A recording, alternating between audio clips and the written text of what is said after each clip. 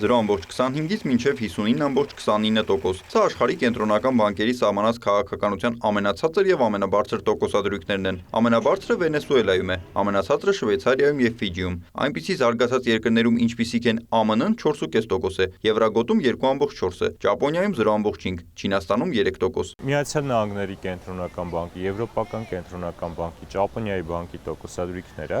արտահայտում են համաշխարհային տնտեսության միտումները եւ համաշխարհային գնաճային միջավայրը։ Այսինքն այդ տեսանկյունից իրենք ուղղորդողն են, իսկ զարգացող երկրները հիմք են ընդունում այդ տոկոսադրույքները, որոնք գլոբալ կենտրոնական բանկերի կողմից են սահմանվում եւ իրենց բնորոշ ռիսկի հավելավճարը եւ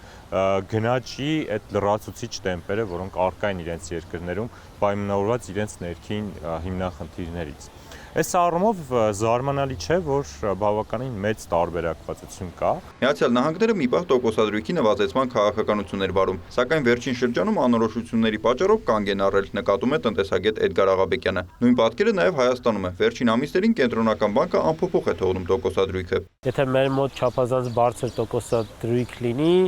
դա կարող մեր մոտ որոշակի տնտեսական զարգացմանը, որոշակի զսպվածություն բերի։ Մյուս կողմից, եթե մենք մոտ տոկոսադրույքները բավականին ցածրանան, մեր չեզոք տոկոսադրույքից առանց հաշվի առնելու, այսպես ասած, սպրեդները կամ որոնք կան զարգացած կամ ռիսկի պրեմիաները մեր, այս դեպքում կարող կապիտալի արտահոսք լինի, այսինքն ներժողները նախընտրեն ոչ թե մեր մոտ ներժում անել, այլ ներժում անել ավելի բարձր, հարաբերականորեն ավելի բարձր տոկոսադրույքով, ավելի ցածր ռիսկային գործիքների մեջ։ Հայաստանում կենտրոնական բանկը 6,75% է սահմանել վերաֆինանսավորման տոկոսադրույքը, Ադրբեջանում 7,25% է, Վրաստանում 8%, Իրանում 23%, իսկ Թուրքիայում 46% է։ Ցածր տոկոսադրույքը Հայաստանում կարող է որոշակի կապիտալի արտահոսքի ճնշումներ առաջացնել, իր հերթին շեշտում է Նարեկ Կարապետյանը։ Մեր երկրում եւ զարգացած երկրներում տոկոսադրույքների տարբերությունը լիովին համապատասխանում է այն ռիսկի հավելավճարին, որը մեր երկրի տնտեսությունը կրում է։ Երբ որ Հայաստանի կառավարությունը միջազգային ֆինանսական շուկայում դոլարային պարտատոմսեր, եվրո պարտատոմսեր է թողարկում, այդ պարտատոմսերի վրա 2,5-ից 3%-ային կետ ռիսկի հավելավճար է ձևավորվում, այսինքն ներդրողները լրացուցիչ եկամտաբերություն են ակնկալում Հայաստանից, Միացյալ Նահանգների համեմատությամբ ներդնելու հենց հայկական գործիքներում։ Եվ այդ 2,5%-ային կետը նաև պետք է արտահայտված լինի մեր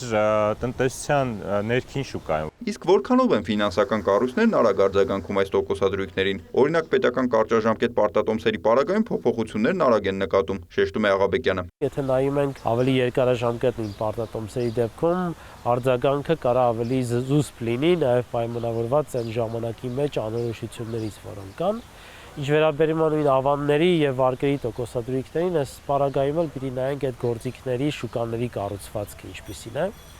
Սովորաբար դրանք այդքան արագ չեն արձագանքում։ Այս դեպքում նաև կապ ունի ինչպիսին է պահանջարկը տոկոսադրույքների տվյալ ֆինանսական գործիքի առումով, օրինակ մեր մոտ մենք տեսնում ենք շարունակական այդ հարցը նաև բարձրացում է շատերի մոտ, կենտրոնական բանկի կողմից տոկոսադրույքների շարունակական իջեցման պարագայում նույն վարկերի տոկոսադրույքները այդքան արագ չեն արձագանքում կամ այդքան չեն իջնում։ Այստեղ պետք է դիտարկել պահանջարկը այդ գործիքի, այսինքն եթե վարկերի նկատմամբ պահանջարկը բավականին մեծ է, այդ պահանջարկը բնականաբար զսպելու է տոկոսադրույքների իջեցման միտումը։ Աշխարհում կենտրոնական բանկերի այս պահին որոշակի զսպվածության պատճառը ԱՄՆ-ի մաքսատուրքերի հետ կապված քայլերով ու դրա արձագանքներով է պայմանավորված։ Շատ ֆինանսական կառույցներ սպասում են այդ անորոշության հանգուցալուծմանը, շեշտում է Նարեկ Կարապետյանը։ Հավելում, ամենադժվար գործը Միացյալ Նահանգների դաշնային պահոստային համակարգինն է։ Մաքսատուրքերի քաղաքականությունը կենտրոնական բանկերի համար ամենաանցանկալի իրավիճակն է խոստանում։ Դա ստագֆլյացիան է, այդ միաժամանակ տեղի է ունենում եւ բարձր գնաճ եւ գործազրկության աճ։ Գործազրկության աճին դաշնային պահոստային համակարգը սովորաբար արձագանքում է տոկոսադրույքները նվազեցնելով, մինչդեռ գնաճի աճին արձագանքում է տոկոսադրույքները բարձրացնելով։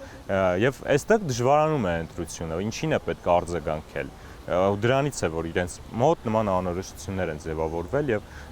խուսափում են քաղաքականության որևէ փոփոխություն իրականացնել։ Հայաստանի ԵԱՏՄ գործընկերներից Ռուսաստանում տոկոսադրույքը 21 է, Ղազախստանում 16,5%, Բելարուսում 9,5%, իսկ Qırğızstանում 9%։ Նիկոլայ Ավետիսյան, Հովհաննես Քյոսեյան, լուրեր։